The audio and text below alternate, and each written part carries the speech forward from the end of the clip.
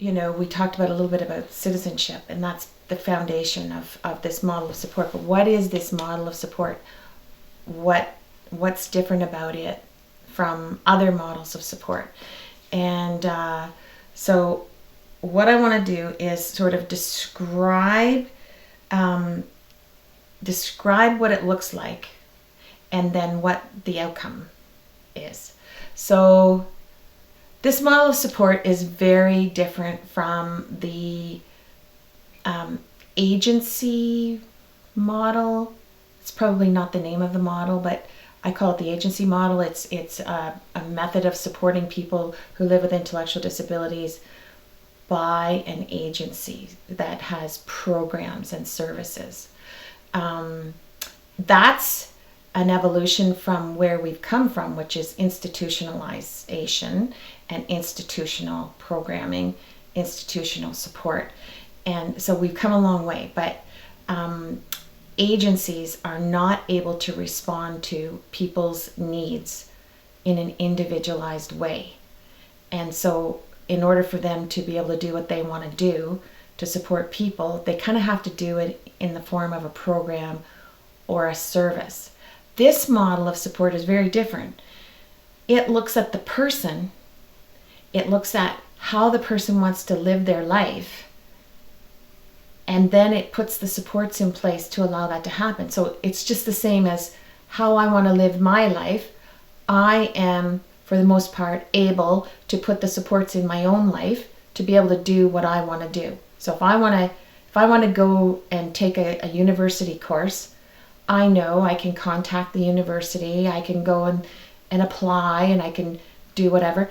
But people who have intellectual disabilities can't necessarily do that on their own. So it's a matter of providing the supports that then allow them to go and do something. So that's hugely different from what agencies are able to provide.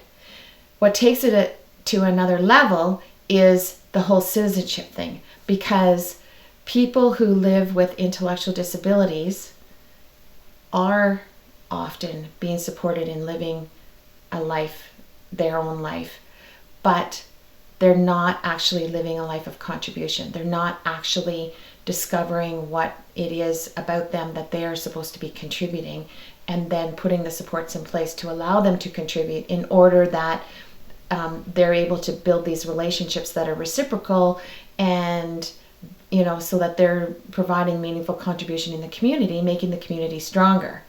So this model of support is designed in such a way that we go through a process of discovery. We find out who the person is who's living with an intellectual disability, and we find their authentic self. The authentic person, the person that they are really meant to be. And then when we discover, how much of that authentic person isn't actually being expressed, we put the support in place to enable that to happen. And what is happening as a result of that is that the person at the center, a person with the intellectual disability that we're lifting up and supporting, then finds their place. They find something inside of them that says, you can do this. That they can then start directing the supports around them. They can say, I want to do this, therefore I need this support. And they're able to articulate that in whatever way they communicate. And this is hugely different from anything else that is being done out there by an agency.